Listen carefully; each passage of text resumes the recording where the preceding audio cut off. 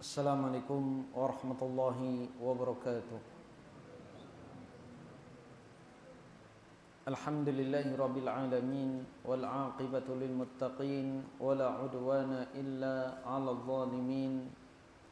Wa asyhadu an la ilaha illallah ilahul awwalin wal akhirin wa qayyumus samawati wal aradin wa asyhadu anna Muhammadan abduhu wa rasuluhu khatimul anbiya'i wal mursalin, amma ba'd. Kaum muslimin dan muslimat rahimani wa rahimakumullah, kembali kita melanjutkan kajian kita dalam kitab Al-Adabul Mufrad. Kita masih pada bab berbakti kepada kedua orang tua, taat kepada kedua orang tua selama bukan pada kemaksiatan.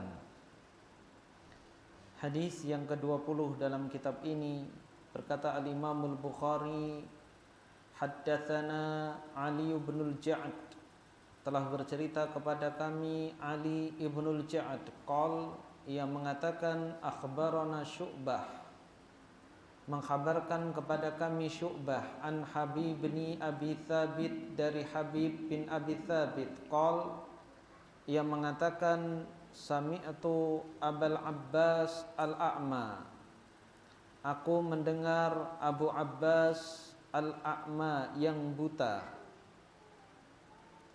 Disebutkannya Al-A'ma, kebutaan yang ada pada Al-Abbas perawi hadis ini bukanlah ghibah,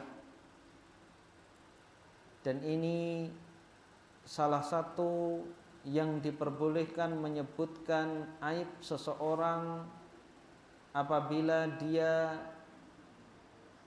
hanya dikenal atau mudah dikenal dengan sebutan tersebut.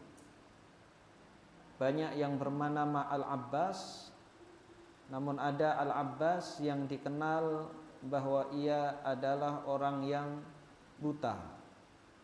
Maka tidak mengapa ketika sudah masyhur di masyarakat dengan menyebutkan ciri khas yang ada pada dirinya, meskipun itu adalah aib atau cacat. Aku mendengar Abul Abbas Al-A'ma an Abdullah bin Amrin, dari Abdullah bin Amr, qol, ia mengatakan jaa rajulun ilan nabiy sallallahu alaihi wasallam yuridul jihad, datang seseorang kepada Nabi sallallahu alaihi wasallam menginginkan untuk berjihad. Faqal, maka Nabi sallallahu alaihi wasallam bersabda, ahayyun walidak, apakah kedua orang tuamu masih hidup? Qala na'am, orang tersebut menjawab iya. Faqal, maka Nabi sallallahu alaihi wasallam mengatakan kepadanya, fa fihima fajahid, maka berjihadlah dengan berbakti kepada kedua orang tuamu. Hadis ini masih semakna dengan hadis sebelumnya. Namun sebelumnya seseorang ingin minta izin kepada Nabi sallallahu alaihi wasallam untuk hijrah. Nabi sallallahu alaihi wasallam bertanya, apakah kedua orang tuanya masih hidup? Maka ia menjawab iya. Maka Nabi sallallahu alaihi wasallam memerintahkan kepadanya untuk kembali pulang demi menyenangkan kedua orang tuanya. Karena ketika ia pergi meninggalkan kedua orang tuanya hendak hijrah, orang tuanya menangis, mengkhawatirkan keberadaan anaknya di tempat hijrah. Maka Nabi sallallahu alaihi wasallam memerintahkan untuk menebus kesalahannya yang telah menjadikan kedua orang tuanya menangis, agar ia pulang dan membuat kedua orang tuanya tertawa. Pulanglah dan buatlah kedua orang tuamu tertawa sebagaimana engkau telah membuatnya menangis. Adapun di dalam hadis ini Nabi Shallallahu Alaihi Wasallam dimintai izin oleh seorang laki-laki untuk ikut berjihad. Maka Nabi Shallallahu Alaihi Wasallam bertanya, apakah kedua orang tuamu masih hidup? Maka ia menjawab, iya. Maka Nabi Shallallahu Alaihi Wasallam mengatakan kepadanya, berjihadlah dengan berbakti kepada kedua orang tua. Maka dalam hadis ini kita bisa memetik pelajaran bahwa berbakti kepada kedua orang tua melebihi pahala jihad yang sunnah. Karena di sana ada jihad yang sunnah, ada jihad yang wajib. Ketika musuh datang secara tiba-tiba menyerang perkampungan kita, maka saat itu tidak ada waktu atau bahkan tidak perlu kita meminta izin terlebih dahulu kepada kedua orang tua kita untuk membela diri kita, keluarga kita, dan anak-anak kita.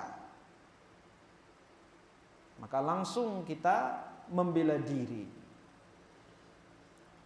sebisa mungkin. Namun pada jihad yang sunnah, maka berbakti kepada kedua orang tua lebih afdal dan lebih wajib. Pahalanya lebih afdal dan lebih wajib. Dan persamaan jihad di medan perang dengan jihad dengan berbakti kepada kedua orang tua, kedua-duanya memerlukan pengorbanan. Kedua-duanya menghadapi penderitaan. Seorang yang berperang di medan jihad, dia akan mendapatkan berbagai macam penderitaan. Dia mengerahkan tenaganya, dia mengorbankan fisiknya, dia terluka, tersayat dan lain sebagainya. Begitu juga ketika seorang berbakti kepada kedua orang tua, maka sering dia akan mendapatkan hal-hal seperti itu yang mungkin bahkan lebih berat, terlebih ketika kedua orang tua sudah menginjak masa pikun. Kita sudah memberikan apa yang dimau oleh kedua orang tua kita, namun kita tetap disalahkan. Padahal apa yang dia mau kita penuhi. Dan orang yang pikun tentunya sama dengan anak kecil. Maka akan banyak tuntutannya, akan banyak permintaannya. Bahkan terkadang kita harus mengorbankan dunia kita untuk orang tua kita. Mengorbankan selera kita untuk mendapatkan keridhaan kedua orang tua kita. Sebagaimana hadis sebelum ini, Nabi SAW memerintahkan kepada kita untuk berbakti kepada kedua orang tua meskipun kedua orang tua memerintahkan kita untuk keluar dari dunia kita. Maka kita tetap mentaatinya guna meraih keridhaan keduanya. Ketika kita berprofesi sebagai petani, orang tua kita meminta untuk kita keluar dari dunia pertanian, diminta kita untuk berdagang, atau kita dunianya dalam dagang, diminta kita keluar dari dunia kita untuk menjadi guru, dan seterusnya. Ini adalah penderitaan-penderitaan yang tidak kalah pahitnya dari derita jihad di jalan Allah. Kalau jihad di jalan Allah, garis-garisnya, pedoman-pedomannya jelas. Target saya membidik, membunuh musuh. Imma saya yang membunuh atau saya yang dibunuh. Tapi ketika kita berjihad dengan berbakti kepada kedua orang tua untuk meraih keridhaan kedua orang tua kita tidaklah mudah.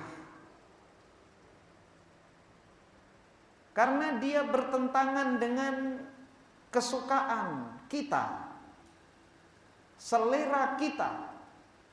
Berbeda dengan berjihad melawan musuh. Semakin sengit, semakin kita bersemangat. Meskipun yang kita korbankan adalah nyawa, tapi jelas saya membunuh atau saya dibunuh. Tapi dalam mencari keridhaan kedua orang tua lebih sulit dari berjihad mengalahkan musuh. Kita sudah melakukan dengan maksimal, ternyata orang tua tiba-tiba meminta 180 derajat berbeda dengan permintaan semula. Meminta ini sudah kita hadirkan, minta diganti. Maka apabila kita bersabar dalam berjihad dengan berbakti kepada kedua orang tua, maka pahalanya lebih besar dari jihad melawan musuh. Kita lanjutkan bab berikutnya, babun man adraka walidayhi falam yadkhulil jannah. Bab seseorang yang mendapati kedua orang tuanya hidup namun dia tidak masuk surga dengan berbakti kepada kedua orang tua. Ini orang yang merugi. Ada kesempatan di hadapannya meniti jalan menuju surga berupa berbakti kepada kedua orang tua ketika masih hidup, namun jalan tersebut dia sia-siakan. Berkata Al-Imam Al-Bukhari, haddatsana Khalid bin Makhlad, telah bercerita kepada kami Khalid ibnu Makhlad, ia mengatakan haddatsana Sulaiman bin Bilal, telah bercerita kepada kami Sulaiman bin Bilal, ia mengatakan haddatsana Suhail, telah bercerita kepada kami Suhail an abihi, dari ayahnya, an Abi Hurairah, dari Abu Hurairah, anin Nabi sallallahu alaihi wasallam, dari Nabi sallallahu alaihi wasallam, beliau bersabda, raghima anfuh, raghima anfuh, raghima anfuh, hinalah dia, hinalah dia, hinalah dia. Qalu, para sahabat bertanya, ya Rasulullah, man, wahai Rasulullah, siapa dia? Rasulullah bersabda, man adraka walidayhi indal kibari aw ahaduhuma fadakhalan nar.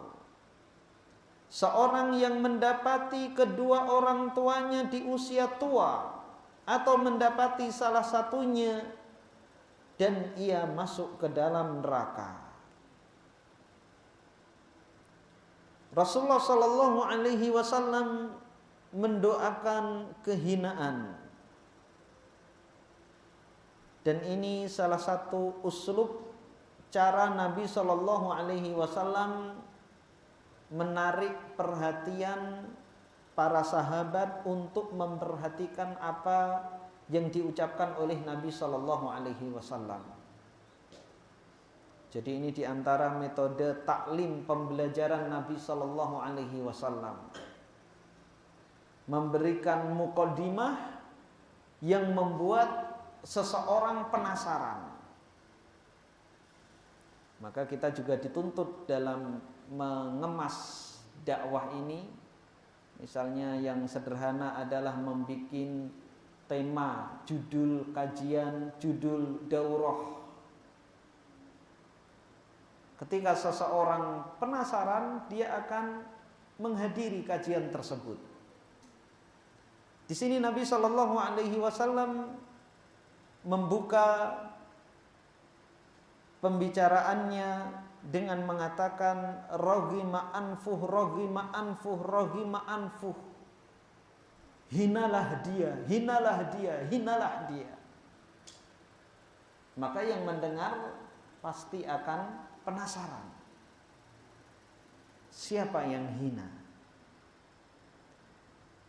Dan asal makna dari roghima anfuh,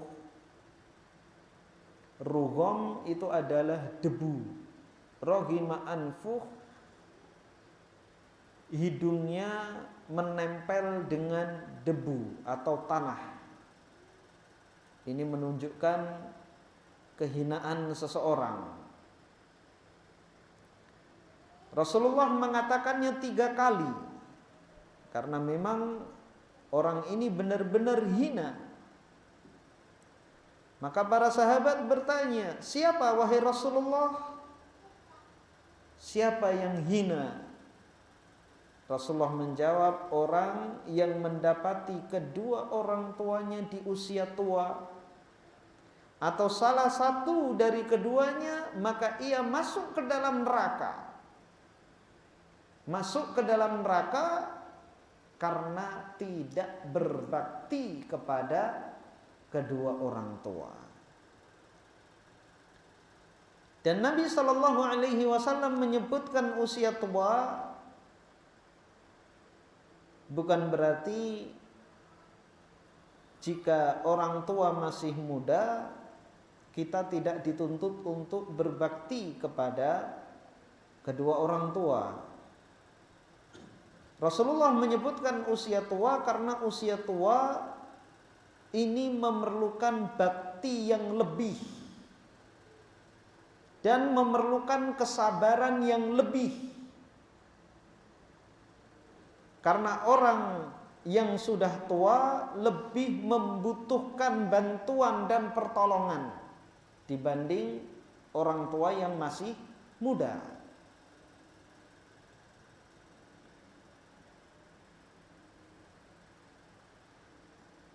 Dan anak biasanya ketika orang tua sudah lanjut usia, sudah tidak butuh lagi kepada kedua orang tua. Anak sudah mandiri. Maka Nabi Shallallahu Alaihi Wasallam memperingatkan kepada kita ketika orang tua sudah usia tua. Jadi agar kita lebih perhatian lagi kepada kedua orang tua kita ketika keduanya atau salah satunya sudah lanjut usia. Jangan sampai kita masuk neraka gara-gara mendapati kedua orang tua kita ketika lanjut usia. Kita tidak mampu berbakti kepada keduanya atau salah satunya. Maka mari kita gunakan kesempatan ketika kedua orang tua kita atau salah satunya masih ada, itulah jalan yang terbentang di hadapan kita untuk kita bisa menuju surga Allah Subhanahu wa ta'ala. Kita lanjutkan berikutnya. Babu man barra walidayhi zadallahu fi umrih. Bab tentang orang yang berbakti kepada kedua orang tuanya, niscaya Allah akan menambahkan usia padanya. Berkata Al-Imamul Bukhari, haddatsana Asbagh bin Al-Faraj telah bercerita kepada kami Asbagh ibnul Faraj. Qal, ia mengatakan akhbarani ibnu Wahbin, telah mengkhabarkan kepada kami Ibnu Wahab, an Yahya bin Ayyub, dari Yahya ibnu Ayyub, an Zayyan bin Faid, dari Zayyan ibnu Faid, an Sahl bin Mu'ad, dari Sahl ibnu Mu'ad, an abihi, dari ayahnya, qal, ia menuturkan, qala an-nabiy sallallahu alaihi wasallam, Nabi sallallahu alaihi wasallam bersabda, man barra walidayhi tuba lahu zadallahu azza wa jalla fi umurih. Barang siapa berbakti kepada kedua orang tuanya, bahagialah dia, beruntunglah dia, Allah menambahkan umur padanya. Derajat hadis ini dhaif. Namun banyak syahid penguat dari hadis-hadis yang lain yang sahih. Di antaranya adalah sabda Nabi sallallahu alaihi wasallam, man ahabba an yunsa'a lahu fi atharihi wa yubsatu lahu fi rizkihi falyasil rahimah. Barang siapa yang senang untuk dipanjangkan umurnya dan dilapangkan rizkinya, maka hendaklah ia menyambung tali silaturahim. Dan tali silaturahim yang paling kuat dan paling dekat dengan kita adalah kedua orang tua kita. Maka makna hadis ini benar. Dan makna tuba, tuba adalah sebuah pohon di surga. Maka Nabi Shallallahu Alaihi Wasallam mendoakan, di dalam hadis ini merupakan doa bagi orang yang berbakti kepada kedua orang tuanya untuk bisa menikmati pohon yang berada di surga. Man barra walidayhi tuba lahu. Barang siapa yang berbakti kepada kedua orang tua, maka baginya kenikmatan tuba, sebuah pohon di surga. Tidak hanya kenikmatan di akhirat, namun juga kenikmatan di dunia. Zadallahu fi umurih. Allah akan memanjangkan umurnya.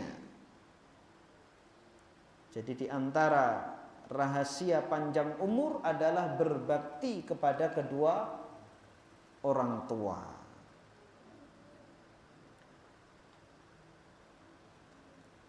Ada beberapa makna yang disebutkan oleh para ulama tentang Allah menambah umurnya. Yang pertama, Allah Subhanahu wa ta'ala tidak menyia-nyiakan umurnya. Allah memberkahi umurnya. Yang bisa jadi seorang jika diberkahi umurnya, Allah akan memberkahi dalam satu hari sama dengan 1 tahun yang dilakukan oleh orang lain. Namun jika Allah Subhanahu wa ta'ala tidak memberkahi usia seseorang, waktunya habis sia-sia. Allah Subhanahu wa ta'ala berfirman, wal asri innal insana lafi khusrin illal ladzina amanu wa 'amilus solihati wa tawasau bil haqqi wa tawasau bis sabr. Demi masa, sungguh manusia benar-benar dalam kerugian. Dan Allah Subhanahu wa taala di sini bersumpah dengan waktu, demi masa, agar kita perhatian dengan masa. Karena modal utama kita menuju kampung akhirat adalah waktu, usia, masa yang diberikan oleh Allah Subhanahu wa taala untuk kita. Kita hidup di dunia ini tiada lain adalah sedang menjalani ujian.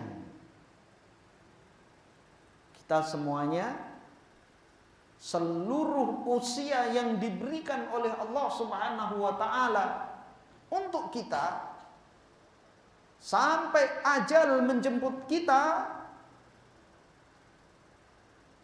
sehari 24 jam dikalikan selama usia kita, kita sedang menghadapi ujian. Dan nilainya tercatat, apakah kebaikan atau keburukan atau nol. Allah Subhanahu wa taala berfirman, "Ma yalfidhu min qaulin illa ladaihi raqibun atid." Tidaklah terucap dari ucapan manusia kecuali di situ ada malaikat yang senantiasa mengawasi dan mencatat.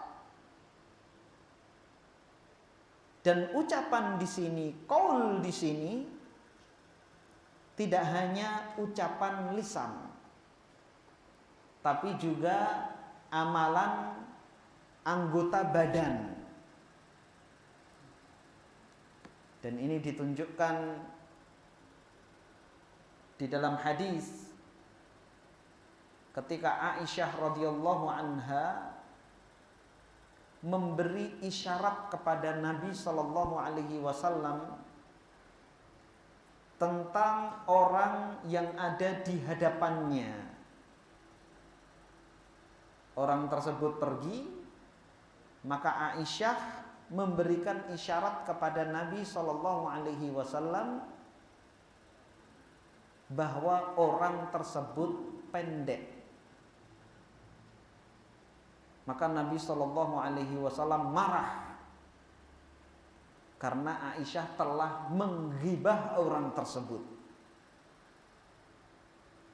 Maka Nabi sallallahu alaihi wasallam mengatakan, "Laqad qulti bi kalimatin law muzijat fil bahr."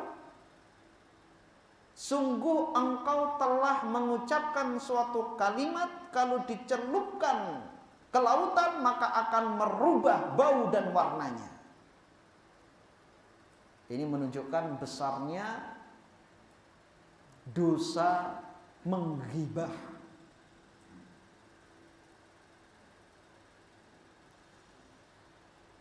Padahal Aisyah tidak mengucapkan ucapan, tapi memberikan isyarat. Tapi dari bahasa isyarat tersebut bisa dipahami bahwa dia mengatakan bahwa orang tersebut pendek. Artinya ingin mentertawakan orang tersebut. Jadi apapun yang kita lakukan dan apa yang kita ucapkan itu senantiasa dicatat oleh malaikat. Jika dia merupakan amal soleh, maka akan tercatat sebagai pahala. Jika dia sebuah maksiat, maka akan tercatat sebagai dosa. Dan apabila amalan mubah, maka akan tercatat nol.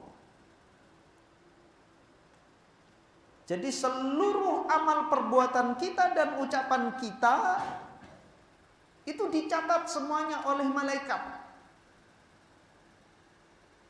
Tidak hanya amal-amal kebaikan dan keburukan, bahkan hal-hal yang mubah semuanya juga dicatat.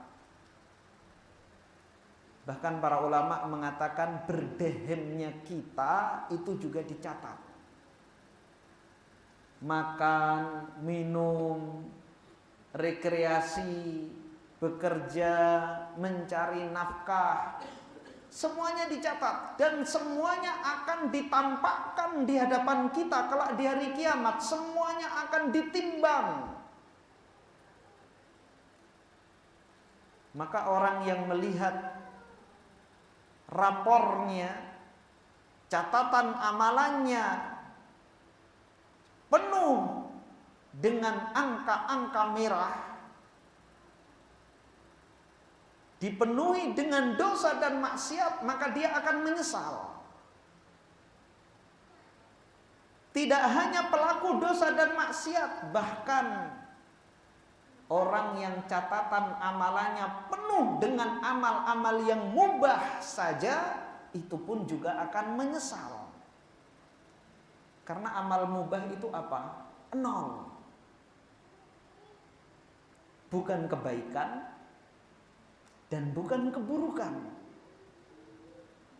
Maka yang catatan amalannya banyak nolnya, itu pun juga akan menyesal karena banyak kesempatan-kesempatan untuk dia bisa tercatat melakukan amal kebaikan, dia sia-siakan. Catatan amalannya di hari kiamat penuh dengan futsal. Nggak ada tasbih, nggak ada tahmid, nggak ada tahlil, nggak ada istighfar, nggak ada sedekah. Full futsal. Yang lainnya main HP, rekreasi, kuliner, dan seterusnya. Mana amal ibadahnya? Ada sholat, itu pun buram karena tidak khusyuk. Dari takbiratul ihram sampai salam, di dalam sholat tersebut juga ada futsalnya. Nanti habis ini main futsal. Terus yang dipikir adalah dunia. Jadi sholatnya pun yang merupakan seharusnya amal kebaikan masih tercampur dengan dunia. Bahkan banyak tercampur. Gerakannya saja gerakan sholat, tapi hatinya dipenuhi dengan syahwat, hawa nafsu, dunia, dan seterusnya. Ada puasanya juga buram. Hari-hari di siang hari ketika puasa banyak melakukan hal-hal yang sia-sia. Begitu juga sedekahnya masih dipenuhi dengan riya, pamer, tidak ikhlas, menyebut-nyebut pemberian dan lain sebagainya. Maka usianya tidak diberkahi oleh Allah Subhanahu wa ta'ala. Maka makna Allah menambah usianya, para ulama menyebutkan salah satunya adalah Allah berkahi waktunya. Satu hari yang sama yang diberikan oleh Allah kepada dirinya menyamai amalan 1 tahun, 5 tahun, 10 tahun orang lain. Karena dalam sehari tersebut dia penuhi dengan berbagai catatan-catatan amal kebaikan. Sholat, puasa, bersedekah, berzikir, menuntut ilmu, berdakwah. Bahkan pada amalan-amalan mubahnya dia tercatat mendapat amal kebajikan. Ketika mencari nafkah, dia ihtisab, mengharap pahala dari Allah Subhanahu wa taala. Dan ihtisab itu salah satu hal yang paling penting dalam seluruh amal kita, dalam seluruh perbuatan kita, baik itu ibadah maupun amalan-amalan yang mubah. Pada ibadah akan menjaga kualitas ibadah kita, dan pada amalan-amalan yang mubah pun akan menjadikan amalan mubah tersebut tercatat sebagai ibadah. Ketika seorang mencari nafkah, dia mengharap pahala dari Allah Subhanahu wa taala, tidak hanya untuk memuaskan keinginannya, menginginkan harta, tapi dia juga ingin mendapatkan pahala dari Allah Subhanahu wa taala ketika mencari nafkah, maka dia akan hanya mencari nafkah yang halal. Dan dia akan menghindar dari nafkah-nafkah yang haram. Apa gunanya harta kalau mendatangkan kemurkaan dari Allah Subhanahu wa taala? Maka dia akan mencari, berusaha untuk menghindar dari harta yang syubhat, apalagi yang haram. Karena tujuan dia adalah mencari keridhaan dan pahala dari Allah Subhanahu wa taala. Begitu juga ketika dia bercanda dengan keluarga, mengajak jalan-jalan keluarga, dia ihtisab, mencari pahala dari Allah Subhanahu wa taala. Maka tidak hanya sekedar mengajak mereka bersenang-senang, jika dalam kesenangan tersebut ada kemaksiatannya, bisa mencederai agama keluarganya, maka dia tidak akan lakukan.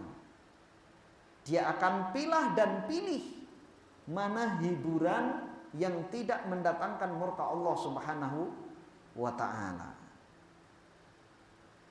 Maka Allah Subhanahu wa taala berkahi umurnya. Dalam satu hari sama dengan nilai ibadah 1 tahun yang dilakukan oleh orang lain, atau bahkan 10 tahun, atau bahkan 50 tahun. Makna yang kedua, Allah Subhanahu wa taala akan tambah rizkinya. Dan makna yang ketiga, Allah Subhanahu wa taala telah menetapkan umurnya sekian. Misalnya 60 tahun. Dan jika dia berbakti kepada kedua orang tua, maka Allah Subhanahu wa taala benar-benar menambahnya. Benar-benar menambah usia pada orang tersebut. Dan semua makna ini tidak bertentangan. Bisa jadi seorang mendapatkan ini, seorang mendapatkan itu, atau dia mendapatkan semuanya. Yang jelas, ini merupakan fadilah, keutamaan dari orang yang berbakti kepada kedua orang tua. Bab ke-12 dalam kitab ini, babu la yastaghfiru li abihil musyrik. Bab tidak beristighfar untuk ayahnya yang musyrik. Berkata Al-Imam Al-Bukhari, haddatsana Ishaq, telah bercerita kepada kami Ishaq. Qal, ia mengatakan, akhbarana Ali bin Husain, telah mengkhabarkan kepada kami Ali bin Husain. Qal, ia mengatakan, haddatsani abi, telah bercerita kepadaku ayahku, an Yazid an-Nahwi, dari Yazid an-Nahwi, an Ikrimah, dari Ikrimah, an Ibni Abbasin, dari Ibnu Abbas, fi qaulihi azza wa jal, pada firman Allah Subhanahu wa taala di dalam surah Al-Isra ayat 23 sampai 24, tentang perintah berbakti kepada kedua orang tua. Imma yablughanna indakal kibara ahaduhuma aw kilahuma fala taqul lahumā uff.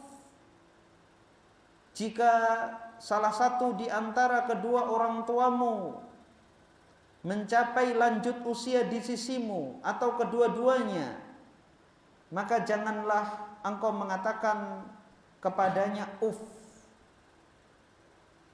Kemudian perintah Allah Subhanahu wa taala pada ayat ke-24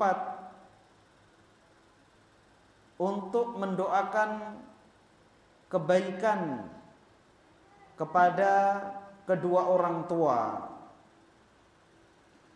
Abdullah ibnu Abbas mengatakan fanasakhat hal ayatu fi bara'ah, maka Allah menghapus hukum ayat tersebut di dalam surah Bara'ah ayat 113. Maka nalin nabiyyi walladzina amanu an yastaghfiru lil musyrikin walau kanu uli qurba min ba'di ma tabayyana lahum annahum ashabul jahim. Tidak boleh bagi nabi dan orang-orang yang beriman untuk beristighfar, memohonkan ampun bagi orang-orang musyrik meskipun mereka adalah karib kerabat, setelah jelas bagi mereka bahwa mereka adalah penghuni neraka jahim. Artinya apa? Ayat di dalam surah Al-Isra ayat 24 tadi, ya, berbakti kepada kedua orang tua jelas wajib, baik mereka muslim maupun kafir. Adapun mendoakan orang tua yang telah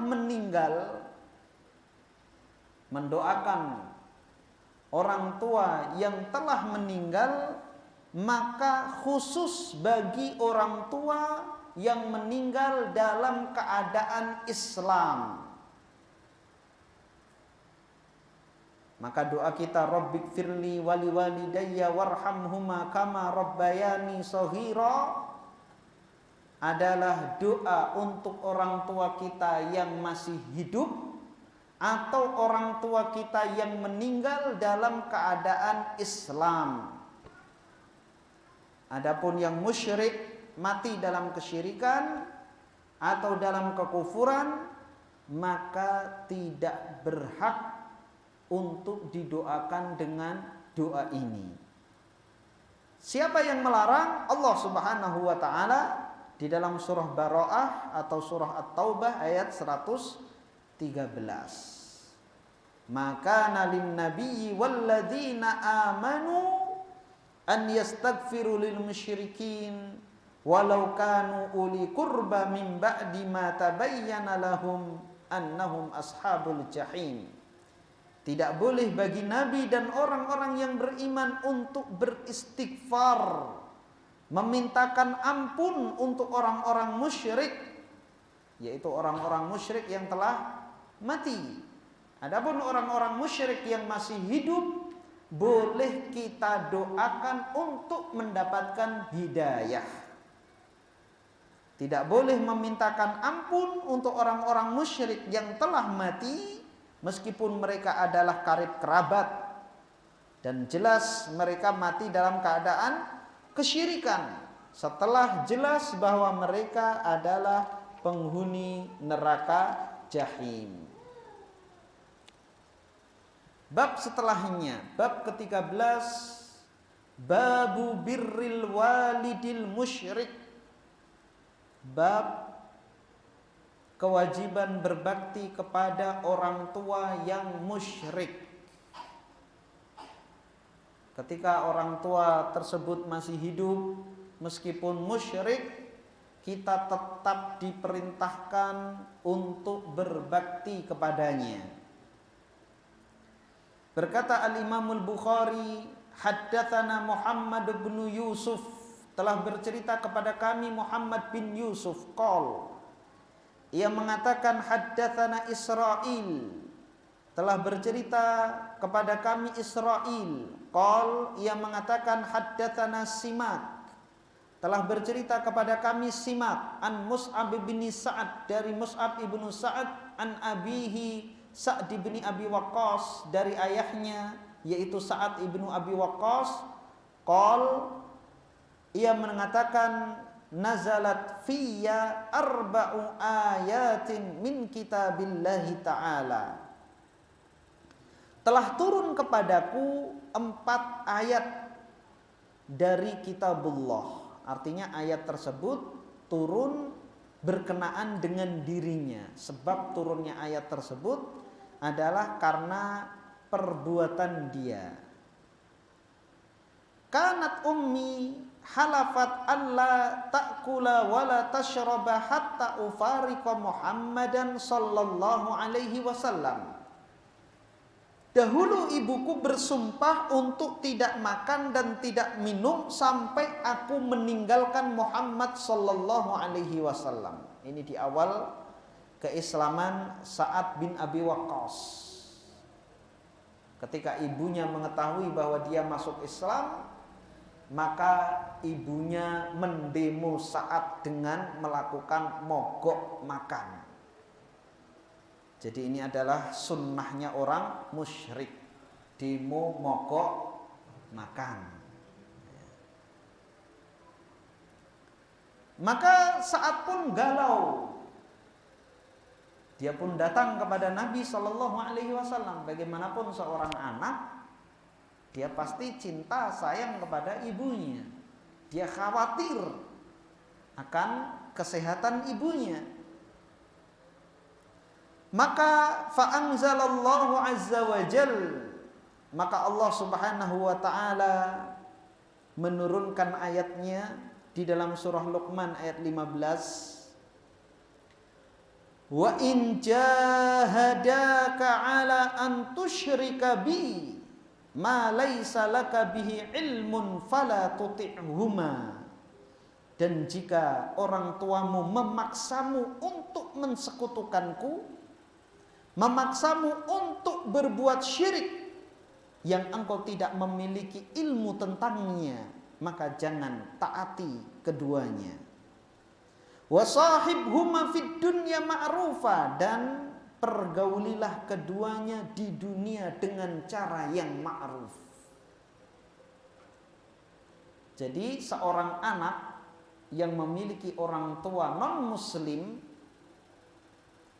ketika kedua orang tua tersebut memerintahkan untuk meninggalkan agama, maka perintah itu yang tidak ditaati. Namun perintah-perintah yang lain tetap ditaati. Orang tuanya memerintahkan untuk membawakan sesaji ke laut misalnya, minta dibawakan, tetap tidak taat. Meskipun kita satu lajur, kita ada keperluan ke pantai, beli ikan, orang tua titip telur sama kembang, satu lajur, tetap tidak kita terima. Pada perintah yang lain kita taati. Nak, nanti pulang dari sana belikan ibu ikan 2 kilo, kita belikan 5 kilo, tidak masalah. Meskipun kita berkorban lebih, tapi meskipun hanya sebutir telur atau kembang tidak kita lakukan. Karena apa? Itu adalah kesyirikan. Maka setelah turun ayat ini, saat pun pulang, dia mengatakan kepada ibunya, wahai ibu, meskipun engkau memiliki 100 nyawa dan keluar satu persatu agar aku meninggalkan Muhammad, aku tidak akan lakukan. Maka mendengar keteguhan saat ini, ibunya pun kembali makan. Silakan adzan.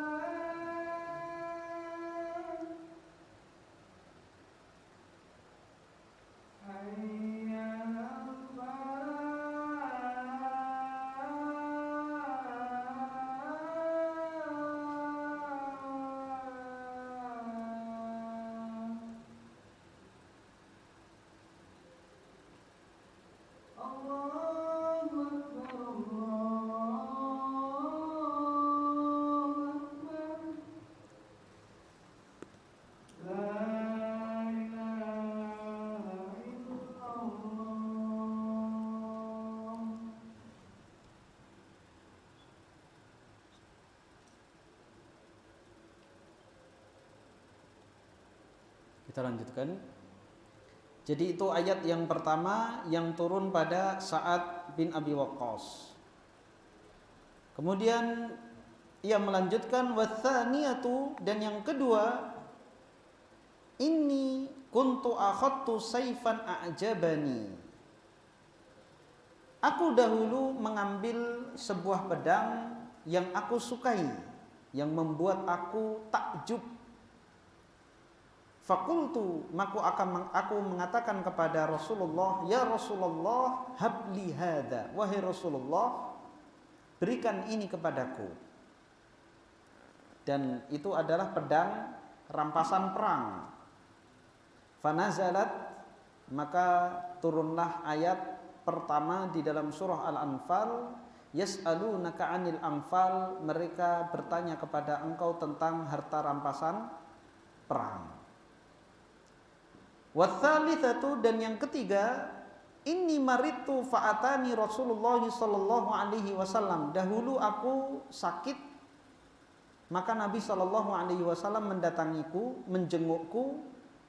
Fakultu, maka aku mengatakan, ya Rasulullah, inni uridu an aksima mali fa'usi bin nisf.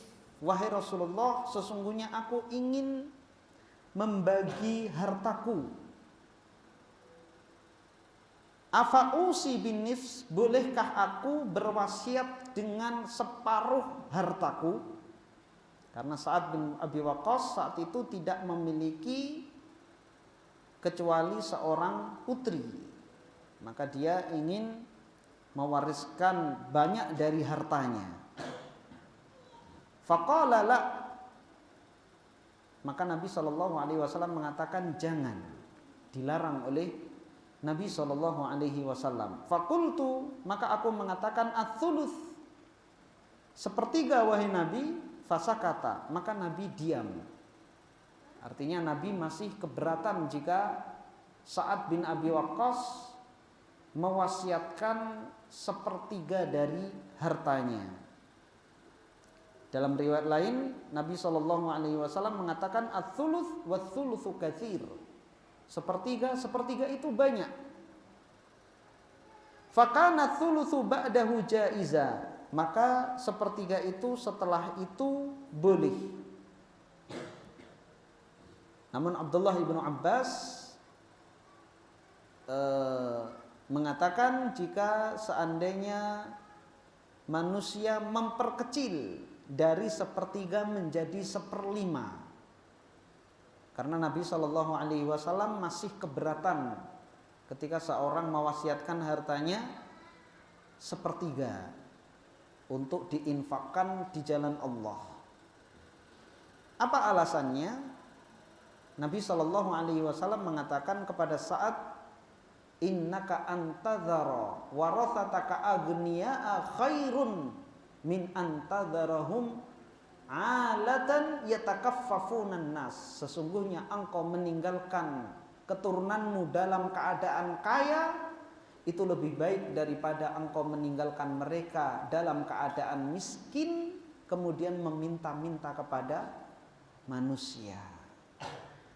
Orang tuanya membangun masjid terbesar di kotanya, membangun madrasah, membangun jalan, uangnya habis untuk itu semuanya. Ketika mati tidak mewariskan sedikit pun untuk anak keturunannya. Akhirnya anaknya menjadi pengemis di depan masjid yang dibangun oleh orang tuanya dahulu.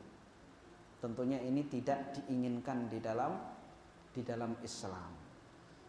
Maka ketentuan syariat kita tidak boleh seorang mewasiatkan ya ketika ada tanda-tanda kematian padanya, mewasiatkan lebih dari sepertiga hartanya.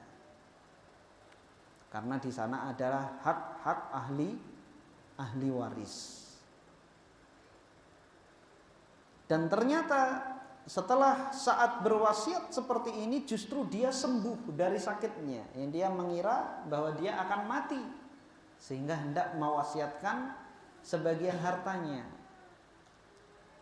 Dan usia dia panjang, bahkan sepeninggal Nabi Shallallahu Alaihi Wasallam saat masih hidup sehingga bisa meriwayatkan hadis ini. Warabi'ah, dan yang keempat, inni syaribtul khamra ma'a qaumin minal ansor. Dahulu aku minum khamar dengan sebuah kaum dari kalangan Ansor. Fadharaba rajulun minhum anfi bilihyai jamalin. Maka salah seorang di antara mereka memukul hidungku dengan tulang rahang unta. Jadi setelah mabuk dia dipukul dengan tulang rahang unta. Fa'ataitu Nabi sallallahu alaihi wasallam, maka aku mendatangi Nabi sallallahu alaihi wasallam mengadukan kedzaliman seseorang. Tapi kedzaliman itu dilakukan ketika seorang lagi mabuk, tidak sadar. Fa'anzalallahu azza wa jalla tahrimal khamri. Maka Allah subhanahu wa ta'ala menurunkan ayat tentang pengharaman khamr. Wallahu ta'ala a'lam bishawab. Barangkali ada pertanyaan, kami persilahkan.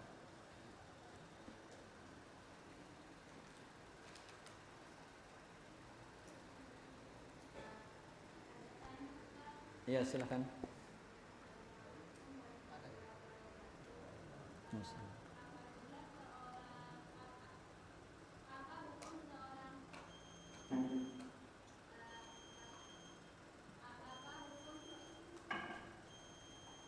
Apa hukum seorang perempuan mengajukan dulu karena merasa tidak sanggup ketika kerja jauh suaminya, dan bahkan seorang suami melarang anak laki-lakinya membawa istrinya di tempat kerja.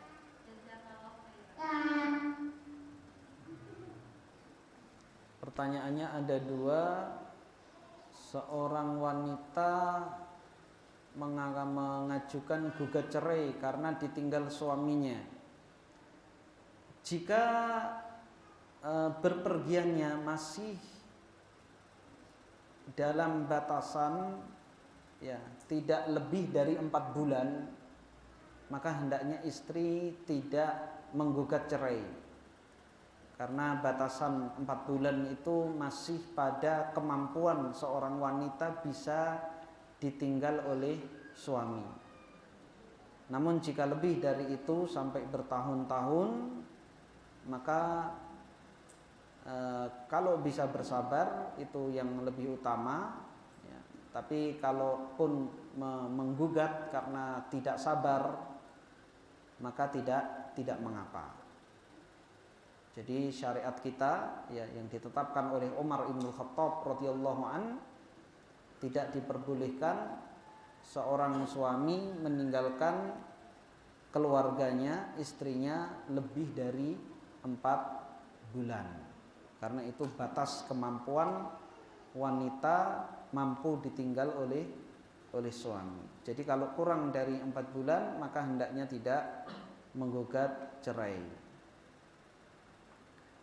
Larangan suami untuk membawa anak ke tempat kerja. Ya, hendaknya seorang wanita tidak bekerja di luar rumah. Maka hendaknya suami memenuhi kebutuhan istri. Jika dia melarang istrinya untuk keluar rumah, karena bagaimana seorang istri mengasuh anaknya jika dia ditinggal di rumah sendirian? Maka jika suami melarang istrinya untuk membawa anaknya ke tempat kerja, maka hendaknya suami memberikan solusi. Jadi tidak hanya sekedar melarang. Masya Allah, ini banyak pertanyaan, sudah bel ya. Insya Allah kita akan sediakan waktu untuk pertemuan yang akan datang ya. Karena besok insya Allah kami akan safar. Jadi kita cukupkan dulu sampai di sini. Kita tutup dengan doa kafaratul majelis. Subhanakallahumma hamdika asyhadu an la ilaha illa anta astaghfiruka wa atubu ilaik. Assalamualaikum warahmatullahi wabarakatuh.